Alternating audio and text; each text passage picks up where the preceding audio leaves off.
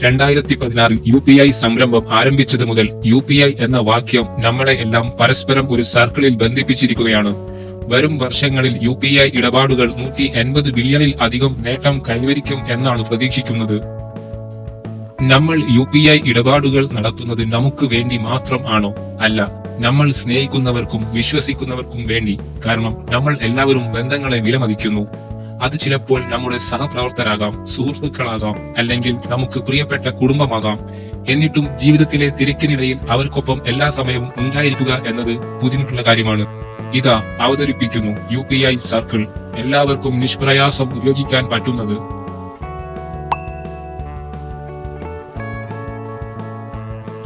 നമ്മുടെ ബാങ്ക് അക്കൗണ്ടിൽ നിന്ന് മറ്റൊരാൾ നമ്മുടെ സമ്മതപ്രകാരം പണമിടപാട് നടത്തുന്ന പ്രക്രിയയാണ് ഇത്.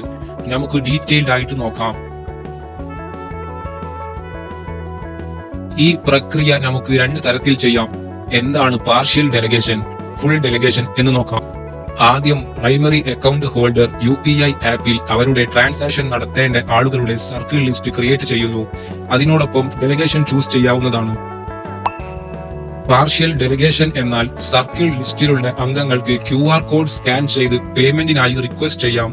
പ്രൈമറി അക്കൗണ്ട് ഹോൾഡർ കൺസെന്റ് കൊടുത്താൽ മാത്രമേ ട്രാൻസാക്ഷൻ നടക്കൂ. സാങ്കേതിക വിദ്യയിൽ അധികം പ്രഗത്ഭരല്ലാത്ത മുതിർന്ന പൗരന്മാർ, വീട്ടിൽ നിന്ന് അകലെയുള്ള വിദ്യാർത്ഥികൾ, ഓഫീസ് ചിലവുകൾക്ക് പണം ആവശ്യമുള്ള ജീവനക്കാർക്കും ഇത് ഉപയോഗപ്പെടുത്താം. ഇവിടെ പ്രൈമറി അക്കൗണ്ട് ഹോൾഡർ ഓരോ പേയ്മെന്റിന്റെ ട്രാൻസാക്ഷൻ നിയന്ത്രണം ഉണ്ടായിരിക്കുന്നതാണ്.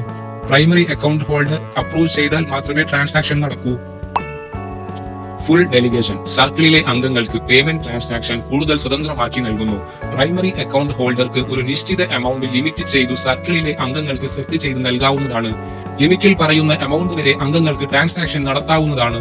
എല്ലാ മാസവും വീട്ടുചിലവുകൾക്കായി ഒരു തുക നീക്കിവെക്കുക, ഒരു എംപ്ലോയി ടീമിന് ഫുഡ് എക്സ്പെൻസ് നൽകുക, അല്ലെങ്കിൽ കുടുംബാംഗങ്ങൾക്ക് അലവൻസ് നൽകുക എന്നതിനെല്ലാം ഇത് ഉപയോഗിക്കാം. ഈ ട്രാൻസാക്ഷനുകൾക്കൊന്നും പ്രൈമറി അക്കൗണ്ട് ഹോൾഡറെ കൺസെന്റ് ആവശ്യമില്ല.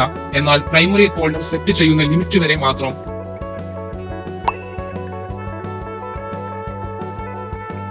പ്ലേ സ്റ്റോറിൽ നിന്നോ ആപ്പ് സ്റ്റോറിൽ നിന്നോ BHIM ആപ്പ് ഇൻസ്റ്റാൾ ചെയ്യുക. മെനുവിൽ നിന്ന് UPI സർക്കിൾ സെലക്ട് ചെയ്യുക.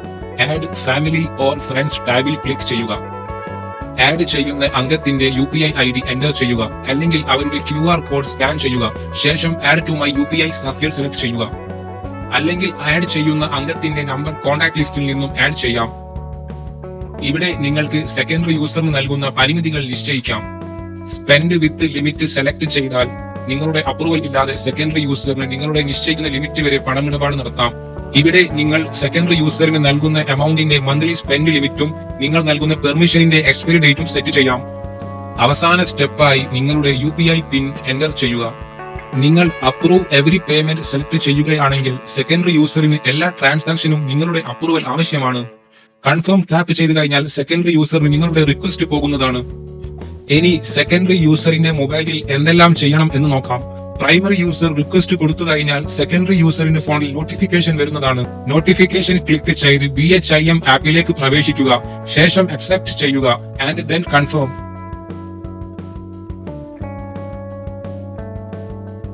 UPI സർക്കിൾ ഉപയോഗിക്കുന്നതിലൂടെ നിങ്ങളുടെ ഫിനാൻസ് സുരക്ഷിതവും സൗകര്യപ്രദവുമാണ്.